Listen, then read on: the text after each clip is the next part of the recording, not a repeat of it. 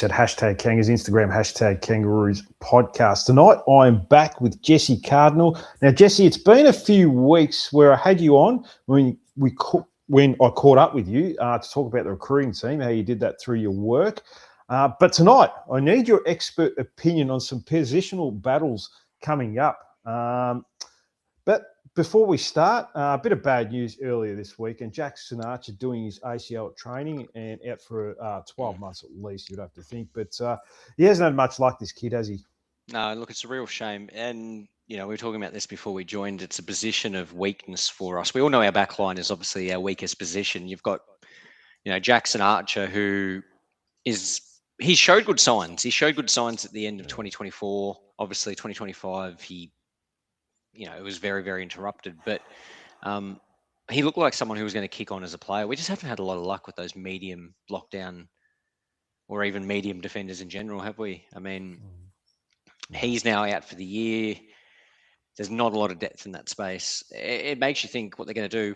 McDonald had a good start to the year last year. I'm hoping that, a year off pretty much with injury, he can still be pretty fit and firing going into this season. Because look, that's probably the one position on the ground that does obviously worry me and worry most North fans. Is just our defensive ability to lock down in general on tall, smalls, mediums. It doesn't really matter. But I think at least we've improved in some of those areas. But the small, medium is still an area of weakness for mine. Even outside of him, we don't really have another lockdown medium, small. No, look, there's a lot of talk now that we can get a player in as a delisted free agent. There's a lot of talk about Seamus Mitchell from Hawthorn as a lockdown defender. I can't say I know too much about him. Apparently, he was very good in the VFL at Hawthorn last year, but it seems like it might be worth a punt because apparently, like I was telling you off air, he was going to be part of the Jai Sarong deal. And all of a sudden, we didn't get Jai Sarong, so the deal went cold and he got delisted by Hawthorn. No one else picked him up. So, I mean, I can't put too much. You can't put too much on these players if not on the list now. So you can't expect too much. It'd be a bonus if you got something out of them. It's pretty rare, isn't it? Like, especially this time of year. Yeah, if you're not on a list by this time of year, you've probably, all the clubs have overlooked you. It's very rare that you're just very unlucky. It does happen, absolutely. We know that there's players who get picked up who are gems, but yeah, look, it is going to be tough. It is going to be tough. No, it definitely is. Well, we might as well talk about it. Now, it is a positional battle podcast, so we'll go with the hardest one straight away. And there's not much to pick from now with Jackson Archer going down. So we've got Luke McDonald, but he's 31 years old, coming off shoulder surgery at the end of last year. Cooper Harvey, training with the back line this year. I'm on board with that, Jesse. I don't mind that. I don't mind it. I think he showed at the end of last year he could find the ball off half back, and he's good mark above his head. We know that. What worries me is his defensive ability. Like if he's the rebounder, I get it, but then you can't have him and Caleb Daniel down back. Like it's kind of like having a McKercher and a Daniel down back. Yeah. Look, I like it because I struggle to see how. He was good natural forward. I like Matthew Lloyd's comments in terms of his ability to get the ball, kick. Like he's a good forward. I just don't know where he would have fit in our forward line, given that you've got Paul Curtis, you've got Zerha who don't really play small. Paul Curtis applies a lot of pressure, but then you've got your two talls. They're talking about playing Darling 3 talls, and then you've got Doveston who looks like will be a lock-in. So. I don't mind them giving him an opportunity to go down back and get a bit of the ball because I think he has the talent to be an AFL player. No, definitely. But it's not the first time we've tried to find a position for a player like this where it seemed like, I think you mentioned that this was probably about 12 months ago. It seems to be our default. Let's just chuck them half back, whoever it is. If they're not working somewhere else, we'll put them half back.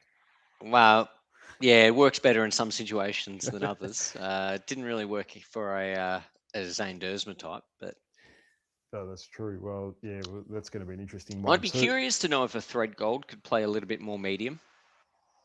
Well, I think he's about 196 centimeters. Yeah, I know he's pretty tall. I've watched a fair bit of him. He looks pretty agile, but it's hard to tell in the juniors. I need to see more of him Because look, if you think about it, most weeks we're going to be going at least two tall defenders, being probably Commonen, and then either a Logue or a Pink. Will Dawson starts for mine down back, as we talked about, and I know we'll do this side in a couple of weeks, but I think Will Dawson is a lock for me. So playing him, does it make it one too many tall down back? Like we did that with obviously Whitlock earlier this year, and it didn't work against the Swans. But Threadgold looks a lot more mobile. He's a bit shorter. It might work. It might be worth an option, but because I mean, outside of Hardiman, I don't, and Gotar, there's no one else really who is a who has a defensive side to their game. Daniel doesn't have a defensive side to his game. God, if McKercher goes back, he doesn't. Sheasel was actually pretty decent, but then you're sacrificing his game. There's not a lot of players who can go down there and can play two-way, and that's obviously Hardiman is good defensively and offensively. He's a true defender, and Goda, we know is good defensively as well. But I don't know. Hopefully his body can get through it. Well, that's it.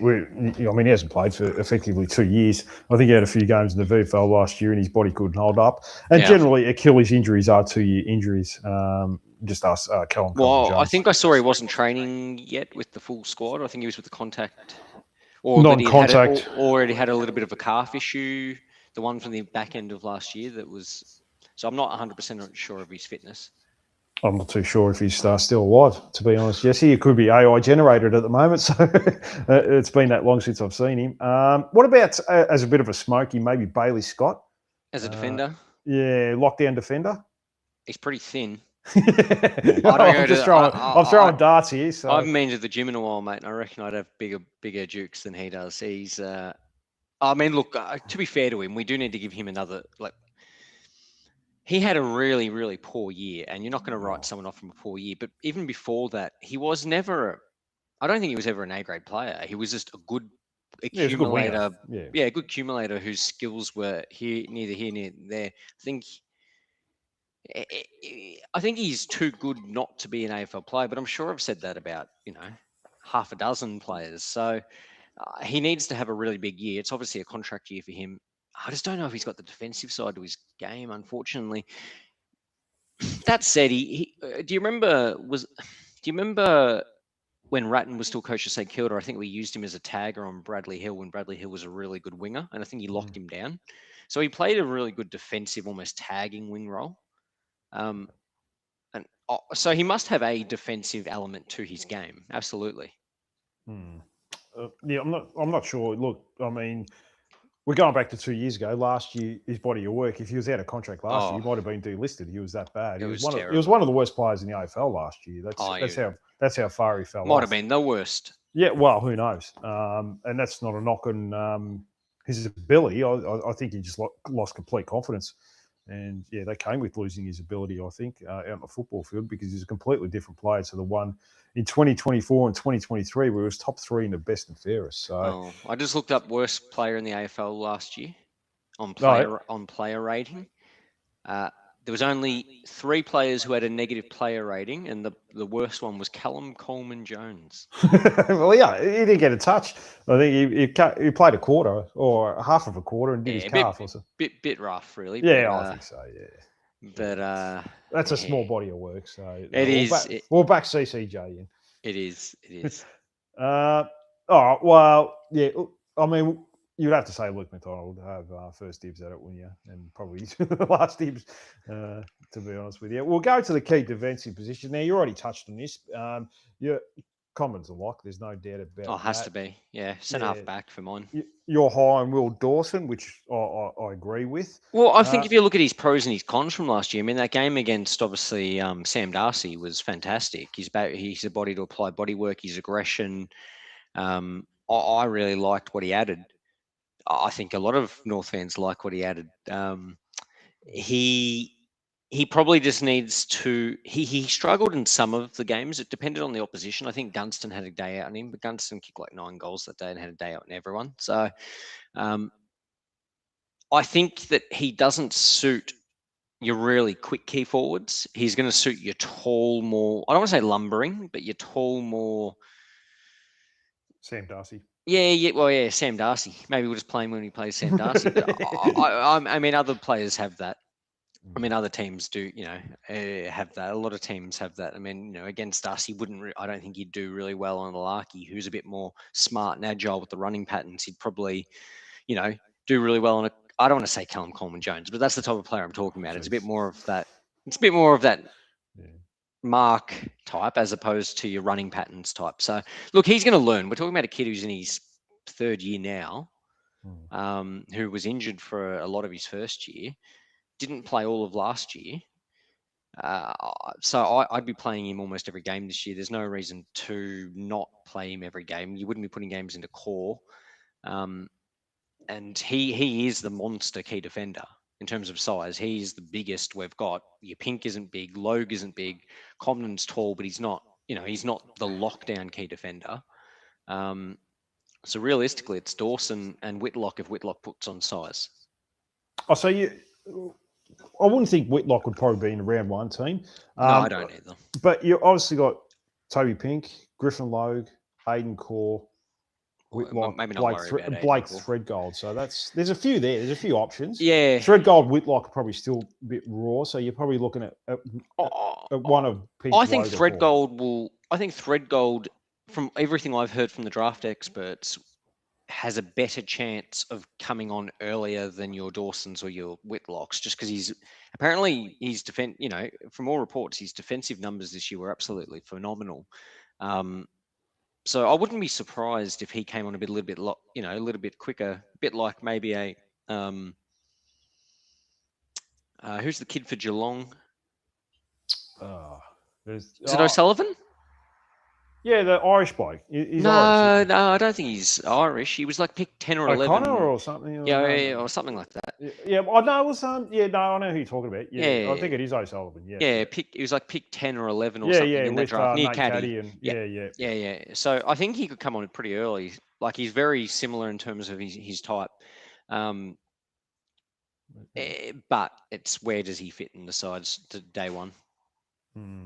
But look, if you had to pick between one of Core, Logue, or Pink, if you got Combin, Dawson, who would you?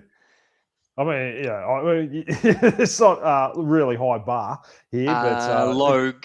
I go Logue. Yeah, I'm actually a little bit high on Logue this year. Like a lot of people say Pink, and I noticed a lot of people have Pink in their side. They don't have Dawson, or Logue, they go Pink. And I understand that he had a couple really good games last year. Do not get me wrong. Like he had that 3-match patch that was really, really good. But Logue, we've seen some games from Logue where he's been at his best and he's been really, really good. He just needs to put that together. And I think his best is not the number one defender. Oh, God. Like the number one defender for mine has to be a Will Dawson type, that more monster, big defender. You put Logue on your second best and you have Commoner as the interceptor. I think that just has to be the case. Yeah, I think with Logue, I think he's very good when the ball goes in the air and he can run across as third man and he can kill a contest. Asking him to play and so on and be accountable, that's where he's really struggled last couple of years. He doesn't show much respect to any players, and that's including Jeremy Cameron. So, things like that, where he just let him do whatever. I'm mindful that obviously he was injured. I don't think his fitness has been up to scratch. We forced him. We played him out of necessity. I would like to think that he will come into this year and pull his finger out a little bit. Because we're talking about someone who's, really good friends with your Cam Zerhas. And, I was really, really, really critical of Cam, not last year, the year before. And, he kicked 40-odd goals last year, 40 plus. Yeah, well, it was a leading goal kicker, wasn't he? Like he kicked 43 or 44 or something. He was right. Yeah, he was right up there for us. So, and I actually think that he had a pretty good year, all things considered. Yeah, since I thought he had a really poor year the year before. So I think there is an opportunity for him to pull his finger out. And we saw it at training. I think his training numbers have been really solid. I think he's had a bit of a hiccup, like you mentioned, but he came, top in our early sprints. That says to me that over the Christmas break that at least he's stayed, relatively fit. So I'm giving him first opportunity because he was a top top end draft pick for a reason. Oh no, it definitely was. Yeah. I mean, that's going back a long time now, but he did come to the club on big money, and he started off his career pretty well Until the ACL, yeah. yeah, and then ever since then, he's really Mm. battled to find fitness form, whatever it is. I'm not too sure. And it's a hard injury, so you don't know the mental Yeah, of impact it course. has on someone as well. So I think you've really got to give someone almost. Not everyone's going to recover the next year after an ACL. I think you can kind of give someone 24 months. So I want to be in the group of people who do not write him off until the end of this year. Well, yeah, well, and that's a fair point. It's either make or break this year. Like if he's got to take his opportunity now. If he doesn't take it now, and he's the same player he has been the last couple of years, then you pretty much got to. I'd rather, well, if he's going to play like he did last year, I'd rather Aiden Core in the team, to be brutally honest. Yeah, at least you sort of know what you're getting from Aiden Core. Like, at least you try. I don't think you can have a go at Aiden for not trying. No, of course not. But, yeah. No, look, that's going to be an interesting position as well. Now, Aiden Core out for the next 4 to 6 weeks, so that's going to interrupt his pre-season. Let's go to the midfield. Now, we can pretty much do the whole list here, Jesse. So, LDU, Sheasel, Wardlaw will probably have to be locks, but you've got... Can I offer a change there? Go on. I wouldn't mind seeing McCurdy. I mean, I'm going to end up droning on about this for 2 years, but I know I said it all of last year. I want to see McKercher in the centre bounce. I just want to see it. Look, I understand you got your LDU in there, you got your Wardlaw in there, you got Sheasel in there, and I think we got to see the best of that combination towards the back end of last year. I think Wardlaw's in. If Wardlaw can stay concussion free, I reckon he's in for an absolutely massive year. I've just got a feeling that he's going to absolutely explode. I think LDU will have a much better year than he did last year. I think Sheasel will have a much better year than he did last year. And I don't want to displace that as being our main three. That should be our main three. But I would like to see a fair chunk of McKercher in that centre bounce. The reason I say that is it just adds a completely different dynamic. Neither of those three are pace. LDU can explode from the contest. Wardlaw can explode into the contest. And Sheasel obviously has Pendlebury-like time and, lateral movement. But McKercher has raw pace. And he's a natural ball winner. I mean, I just think that he has to get a bit of midfield time because I think he could be a real dangerous weapon in there. And don't get me wrong, I think O'Sullivan could be as well, but I think O'Sullivan has the ability to play in different positions a little bit better than McKercher. I think McKercher is a pure mid who happens to work at half-back for obvious reasons because you can get the ball and distribute the ball. O'Sullivan has a hard edge to him. He can be defensive. He can be offensive. He's a good mark above his head. So I think you can play him on a wing, a half-back, a half-forward, and it works. While McKercher, I think it's a little bit harder for him to, he's not defensive down back. So I think McKercher should get a fair chunk of time in the midfield. Look, he is training with the midfield. So it sounds like they're going to try it at least. I'm not sure because I like what he does off halfback as well. I do. We struggle with rebounding the ball for our halfback. Yeah, like I think 7th for conceding inside 50s last year and 18th for inside 50s, and that's a reflection of not being able to transition the ball from halfback to half forward. So that concerns me a little bit. But Dizzle thinks Cooper Harvey. Well, maybe he can take that McKercher spot, and it means McKercher is freed up for that midfield. Like, there is no good reason this year that Simpkins should get any midfield time. And I don't mean that to be rough. We saw what he can do as a pure midfielder, but he's not I don't think he's in our next premiership winning midfield team. So I'm playing Simpkin on the wing. I'm playing Tom Powers on the wing. I called for it for the second half of last year. I'm glad I got that one right. That he's not an inside midfielder. He's an outside midfielder. We get to see the best of his skills on the outside. So I think, and I wouldn't be playing Parker. I'd have him as like fourth fiddle. Should be getting some midfield time when he does play. And he should be playing because Parker had a very good year last year. We shouldn't look past that. But he was getting too much midfield time. It should be predominantly Wardlaw, Sheasel, LDU, and then McKercher for mine, with a little bit of O'Sullivan and a little bit of Parker. I've got Simpkin on the outside and Powell on the outside. Yeah, Graham King came in, asked about where was Tom Powell. Jesse just answered. He probably came in a minute late. He wants him on the wing. I don't mind that position. It seems I mean, I half think forward. I've always liked Tom Powell. I'm a huge fan of Tom Powell. I think I've said that all of last year, that I don't want him to be out of the team. It's just that he doesn't. He doesn't. I don't think we see the best of Powell in the midfield. He just hacks the ball when he's such a clean distributor on the outside. So I'd much rather him on the half forward flank, on the wing. Heck, we even saw that game against Geelong on him at half back. I'd rather him at half back than McKercher. I know that sounds weird, but I just think that he is much cleaner with ball in hand with time. While McKercher just adds an edge to our midfield that we don't have. That's not to say you don't need a huge midfield. I mean, Brisbane have shown that. You know, they've won the last two flags. They have Lockie Neal, they have Dunkley, they have Ashcroft. McCluggage goes in there. Zach Bailey goes in there. Yeah. They throw random players in there from time to time. You end up needing, 5, 6, 7 midfielders. Yeah.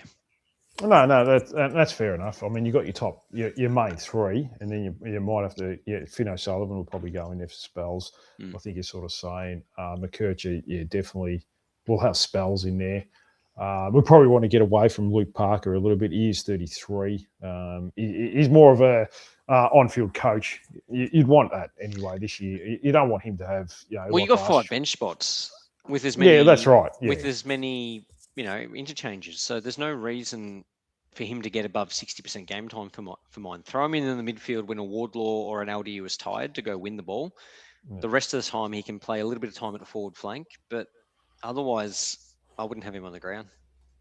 Nah, look, and that's what you want. You want these players that are in their mid-30s that have been very good players for a long time. I mean, he's almost won a Brownlow medal and won a number of best and fairest, been a captain of Sydney Swans, that you sort of want to transition, and that's where we want to get to. We want to go from him to Finn O'Sullivan this year, or someone else, whether it's McKercher, Tom Powell, even, who knows. So that's where we want to go to. Wingers. Now, you've already mentioned you want Jai Simpkin and Finn O'Sullivan, Tom Powell, I should say. Yeah, so I've got Simpkin on one of the wings. We saw that at the back end of last year, and I like it. Yeah. I know a lot of people aren't a massive fan of that, but I do like. I want to see a bit of him on the wing. I think he still adds a dynamic. The other wing, I've got Tom Powell or Finn O'Sullivan. I've got those two kind of going between forward flank and the wing. But really, those three are probably your wingers. I'm going to say it again. I know Dylan Stephens kicked 3 goals in the last game of last year. I'm not a massive Dylan Stephens fan, and I'll probably die on that bridge. But for the people that are, I also said that Tristan Xerri was going to be a dud. So don't. You weren't the only one that said that, Jesse. I'd be happy to get it wrong, but I'm just not a massive Dylan Stephens fan. So I'm kind of looking towards who has upside. Your O'Sullivans, your Powells. I would rather see that. Even McKercher for a bit of wing time, because we didn't really play him on the wing last year either. We played him half forward flank, and it was kind of the worst position I think possible for him. Yeah. So half back flank, midfield I like. Wing I could like, not half forward flank. It's too far up the ground. He got lost too much. Yeah, that was quite evident in the pre-season last year. In the intra-club matches, he looked completely lost. And never really... And he seemed to lose a lot of confidence playing that role in the first half of last year. And he's probably lucky to be in the team, but was a completely different player when he. I think he played maybe one good game. I think it was against Richmond where there was about 100 like stoppages that game or something like that. Yeah, like that was probably the only one that worked for him, unfortunately. No, that's it. But look, I think either halfback or midfield seems to be his position going forward. Dylan Stephens, I mean, we've seen his ceiling. It's not very high. I think you mentioned that. I'd rather try someone else like a Finn O'Sullivan who's got more upside, who can develop, whether it's McKercher. Jai Simpkin looked very good. I think he's got one of those wing positions locked up this year. Whether he agrees with it or not, he's gonna have to now. He's staying at the club, so I don't mind that. As well. So, and Bailey Scott, he's got to get the trust back. I think he's going to start. He's not in my starting team unless he has a huge Pre-season, Yeah. yeah. But look, he's got a long way to go to get the trust back because last year was pretty poor, unfortunately for him. Small forwards. Now, this is another one. Now, we've obviously got the first round draft pick. I think you already mentioned him, Lockie Doveston. I He's a think the lock. clubs, it looks like he is. I don't want to go too early on that, though. But we've got a couple of others. Charlie Spargo, who's who's out with a shoulder. He doesn't injury. play round one. It sounds like he's not even doing contact training yet. No, not till Surely end of doesn't play Feb. round one. Yeah, not till the end of Feb.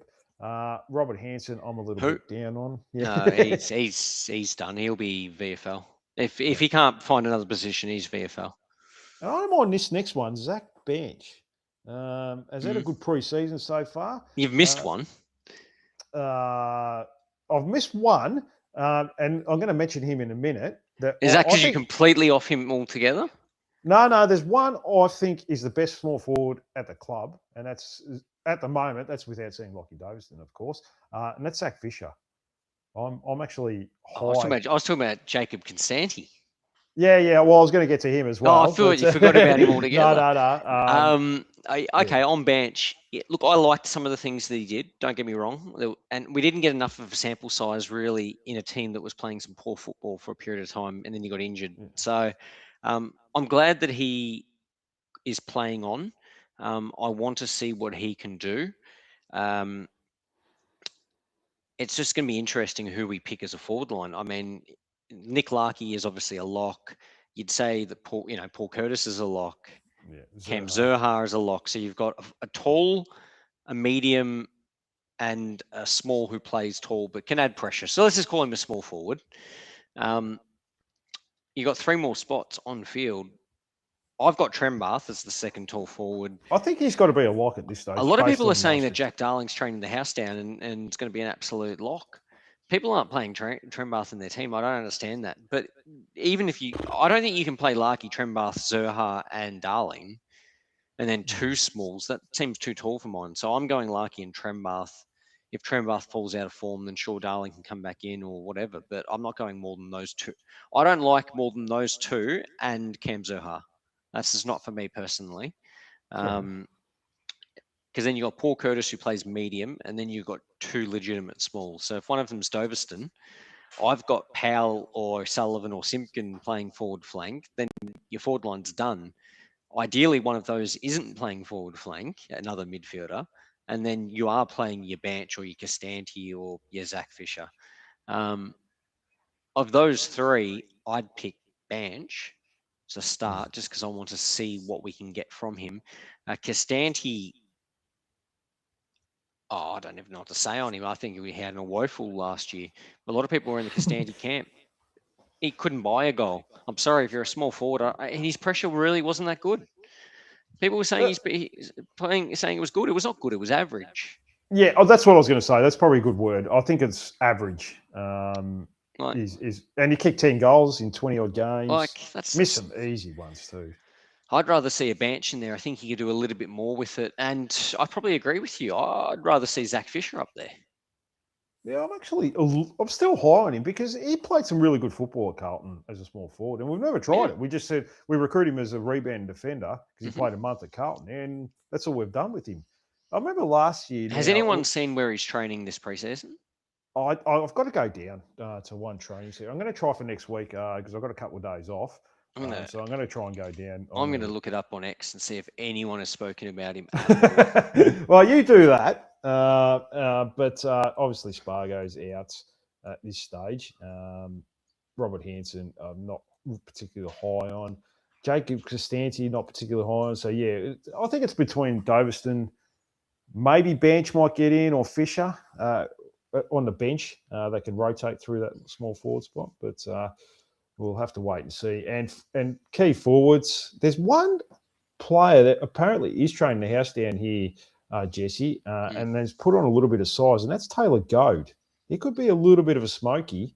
Yeah, I've got him as my fifth bench spot because I think there's an opportunity. Although it looks like Trembath's been training in the ruck a little bit as a backup ruck, but yeah, I'd like to see Goad in the team because I think he must be getting close to the point where he's going to be physical enough to play. It gives Tristan a bit of a chop out.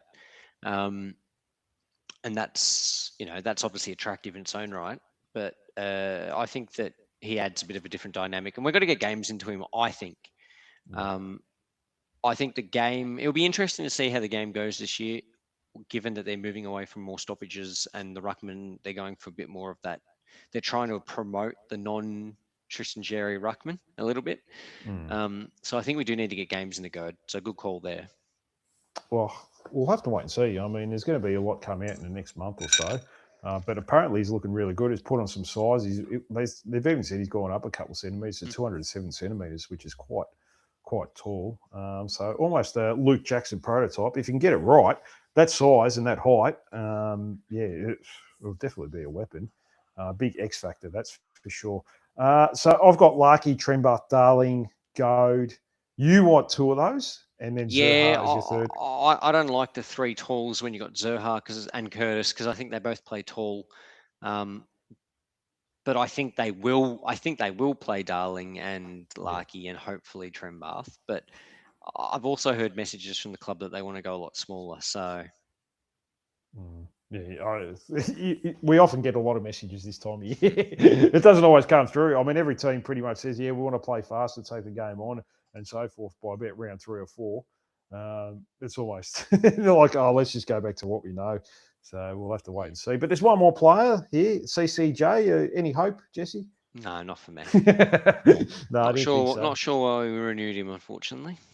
Yeah, no, it's look, I think it's one of those cases that they invested a lot getting into the club, so they're going to die on that hill, and they just want to give it one last chance. And that's good luck to them. Well, he's he's out for a couple of weeks, isn't he, with a calf injury? So yes. Which doesn't surprise me. All right, one more player, Zane Dersma. Now, have you got him? Now, I know you've done your version 1 team. I think he's going to get a game round 1 because the club want to give this kid an opportunity because they don't want to die wondering, because if it doesn't work out for him this year, then he's going to ask for a trade. There's no doubt about that. He's out of contract. Does anyone know where he's been training? I'd say it might be in the forward half, but no idea. I've got to get to training. So we've got to all go on big footy. I think I read forward half. I read forward half. Well, that's his position, Jesse. Yeah, I've got him on the bench. He has to have a huge, big, pre-season. Well, apparently he's doing pretty well in pre-season, like a lot of players are. Probably 90% of the players are. So, yeah, it's going to be interesting with him and what. Because if it doesn't work out this year, you'd probably have to think he's no chance to stay next year. Oh no, he'll take off. 100%, he'll take off. Should we have looked a little bit closer, moving him at the end of last year? Now that we've got, I don't think we would have got enough for him. Yeah, I just don't think we would have got enough for him. I think he was worth a punt for another year. Yeah, and look, going into next year, it'll probably be even less value. But at the end of the day, you've got to try these things. You've invested a lot in him. You went the top 4 pick, and obviously more known that you didn't take Nick Watson. Ahead of him, especially when we already had a number of those forwards, like similar type of forwards. So I think, that's one they might ruin the future, but we can go on. Yeah, I think so, but because he's just not. I just don't see how he could ever get midfield time, and he has to play as a half forward. He just needs to find the ball more. Needs to get more active with it. He's good when he gets the ball, but he just needs to find more of it. Yeah, and that's. That could be, because even when he moved to half back, and that's more of a position where you do generally find a ball. He still couldn't find it. Yeah, he's allergic to it. 5 or 6 touches for some reason. So he's got a long way to go as far as probably his football smarts. I think the skill's there, Jesse. Like, he's got a good set of hands. I think he's just a bit lazy. Yeah, look, I'm not too sure. Yeah. So hopefully he's pulled his finger out. But yeah. And I appreciate that half forward is a tough position, but we gave him a go on the wing as well. Yeah, and half back as well, probably for 3 or 4 weeks. He has all the attributes to be a good winger. Yeah. Yeah, look, he only touches it 5 or 6 times, but every time he touches it, he seems to do something pretty well with it. Yeah, and he's a good runner. Yeah. He's a good mark. Oh, definitely a very good So player. if he can just build up the fitness and the ability to find the ball, I think he's got all the attributes to be a good winger. No, definitely. Yeah, we'll definitely know more in the next month or two. And yeah, big year for Zane Duursma. Now we've got what is it, about 21 uncontracted players coming up this year, Jesse. So it's a big year for a lot of players this year. It's a big year for the fans. If we don't improve this year, we could have a lot of Delisted uncontracted players. friend or delisted fans. I think the fans will fall off in droves if we can't improve this year. And I'm confident we will. I am confident that we will. I've not been confident going into a season for a good 5 years now, and I am confident there's going to be improvement. It's just how much. No, it's going to be interesting. I'll definitely get your pre-season predictions coming up as well, probably in the next month or two. A lot to talk about, that's for sure. Anyways, Jesse, that's all I have as far as positional battles go. Did you want anything else? No, I think it'll be really curious to see how we go with the positional stuff and what it starts to look like as we get a bit closer. No, definitely. Well, thanks for coming on, Jesse, tonight. Thank you. Yeah, it was certainly good to get your thoughts on a few players. Opened my eyes to a few things as well. So, yeah, a lot of players in for big years as far as their careers go. So we don't know where they're at with some of them. So No. yeah, we'll certainly find out more over the next 6 to 12 months. But yeah, I really appreciate you coming on, Jesse, and I'm sure we'll chat soon. Sounds good. Thanks, mate. No, thanks for coming on. And like I said, we'll get predictions of best teams in the coming weeks. So really appreciate Jesse for coming on tonight. And thank you to all you listeners as well. Thanks for the few comments that came in. Dizzle, Graham King. So don't forget, like, subscribe, leave a comment. Tell us about some positional players. Maybe you're all on board with Jacob Costanti and Bailey Scott and so forth. Who knows? But tell your friends about the show. Anyways, until next week, bye for now.